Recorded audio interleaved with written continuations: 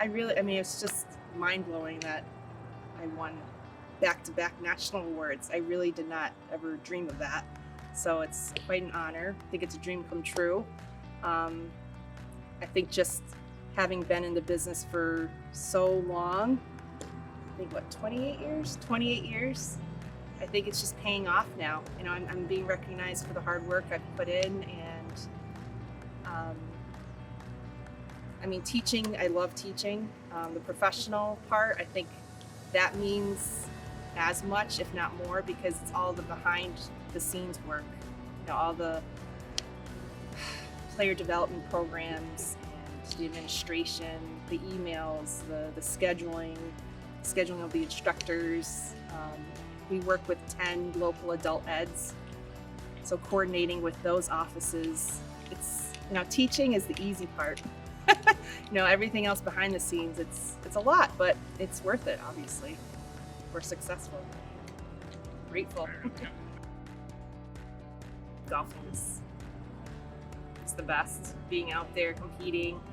But then, yeah, now teaching is definitely my favorite. It's always been my favorite over the years, being in the golf business for most of my life. Yeah, teaching was always my favorite, and then I was just lucky I landed a position here 10 years ago. So full-time instructor, and built up a women's program that's, I've been told, one of the largest in the country. So yeah, I mean, I know what I'm supposed to do. I thoroughly enjoy it. So when I first started 10 years ago, we had maybe 150, 200 ladies in one season, and we had 2 classes offering, like a 101 and a 201, and that's it. So over time, I just kept adding more levels. So I was able to reach out to all the different skill levels. So I have a class for every person, you know, depending on how experienced they are. And I think I'm just fortunate that I have all this property to work with.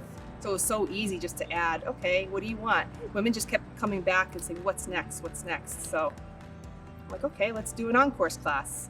Let's do a more advanced on-course class across the street on the 18-hole championship courses.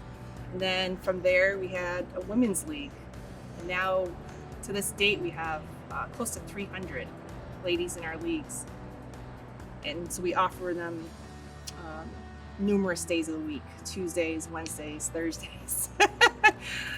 Maybe someday it will be like every day is women's golf day here. But yeah, I mean, I just kept growing. That's what I did. And I would tailor the classes each year. I would send out a survey to the women and ask them, you know, what did they like about the class? What are they looking for? And then just, you know, make the classes smaller, for example. The 101 class, which is for the brand new golfer, I've extended that out like from an hour to an hour and 15. That helped tremendously because the classes are larger. I was over here teaching, and I had some ladies, because I've been here so long, it's fun to see them progress. Now they're golfers, they're in the league, they're playing across the street on the bigger courses. But I had a couple ladies say, you know, have you taught everyone yet in the state of Connecticut? So I think I'm getting there. About 4 years ago, Marissa found yet another method of helping golfers improve their game: yoga. Stretching, basically just stretching. I think everyone needs it.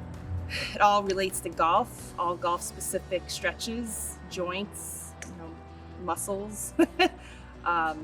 But yeah, and I think it's awesome because I do it on the golf course, and you're outdoors, you're on the tee box with beautiful views.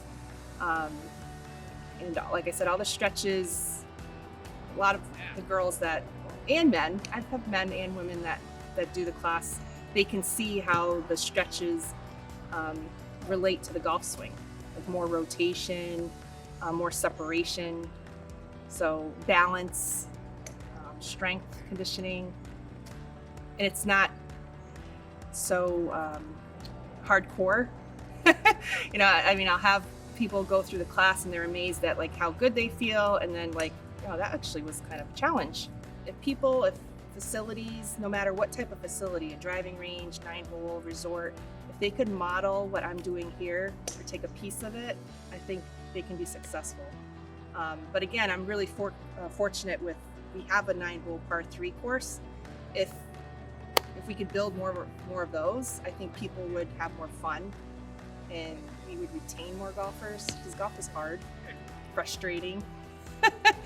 But if we can teach them to have fun and they're more comfortable and give them confidence, then I think we can grow golf as a whole.